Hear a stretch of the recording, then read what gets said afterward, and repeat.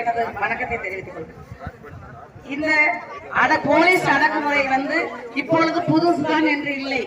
எப்பொழுதுமே நமது சமுதாய இளைஞர்களை ஒவ்வொருவரையும் கண்டறிந்து யாரெல்லாம் கொஞ்சம் உஷாராக தலையெடுக்கிறார்களோ அவர்களை தலையெடுப்பதே இந்த போலீஸோட வேலை மட்டும் இல்லை. இந்த ஆட்களற்ற இந்த திறமையற்ற இந்த அரசியல்வாதிகள் மட்டும்தான் அதற்கு காரணம்.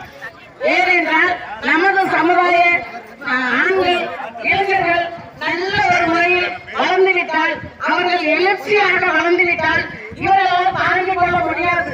எப்படின்றதான் ஒரு காரணம். அதற்காக மட்டுமே நமது இளைஞர்கள் யார் உஷாராக இருந்தாலும் அவர்களை அடித்துக் கொள்வதே இவங்களுக்கு வேலையா போச்சு. இவங்க அரெஸ்ட் பண்ணா கொண்டு போய் ஸ்டேஷன்ல கொண்டு போய் அடைச்சு அவங்க மேல வழக்கு பதிவு செய்யணும். ஆனால் தனி ஒரு இடத்தில் அடைப்பு வைத்து ஒவ்வொருத்தரையும் அடித்து அடித்து கொள்கிறார்கள்.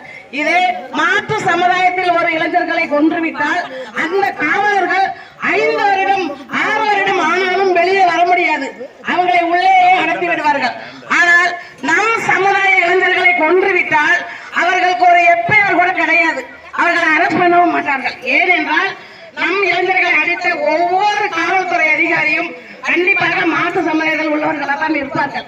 அதனால்தான் நம் இளைஞர்களை அடக்க வேண்டும், நம் சமுதாயத்தை அழிக்க வேண்டும் என்ற ஒரு நோக்கத்தில் மட்டும்தான் இந்த வேலைகள் எல்லாம் நடந்து கொண்டிருக்கிறது. ஒரு காலமும் இவர்கள் இன்னும் பலிக்காது. நம் போராட்டம் இதோடு நிற்கக்கூடாது.